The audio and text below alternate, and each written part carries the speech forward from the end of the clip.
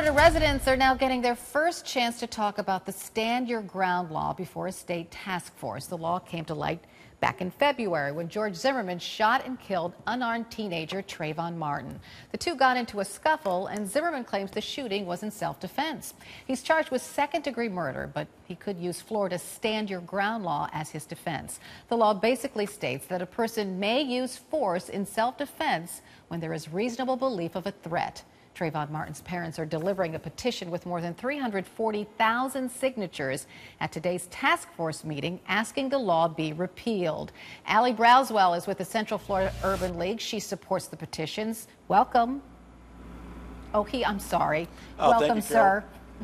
Welcome, sir. Thank you so much. Thank you so much.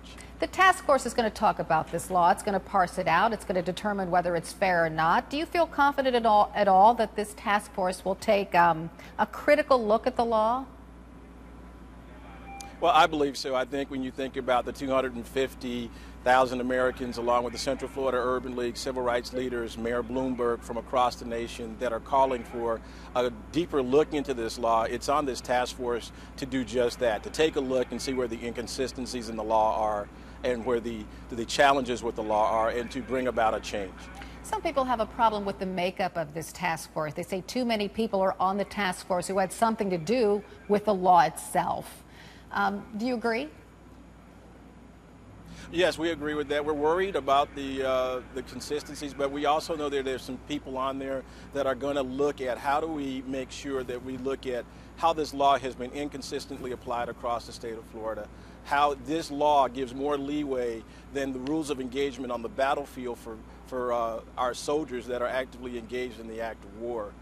They have to take a look at this because as you look at this law enforcement still has a challenge and opposes this law. It's a law that is flawed. It's a law that prior to 2005, Florida had a self-defense law. We need to go back there and start over if we feel like we need to do better on that law. So we are concerned about the panel. We are also concerned about the people who are in panel to do this, but we'll be a loud, strong voice with the Second Chance campaign to make sure that we bring about this change that we need.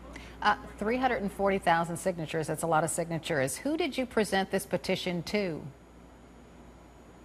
This position will be presented to the panel, to the task force that the governor has in panel to look at this law.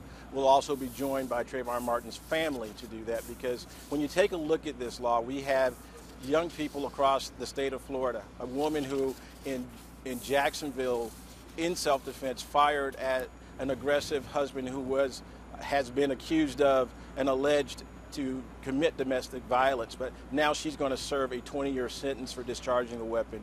On the other hand, when you look in the case of Willie Chester in Marion County, you had a gentleman get in an altercation with another gentleman, and when the fray didn't go the way of Mr. Daly, there was a weapon pulled and a weapon discharged, resulting in the death of Mr. Chester. Stand Your Ground was invoked then. So there are inconsistencies in the law.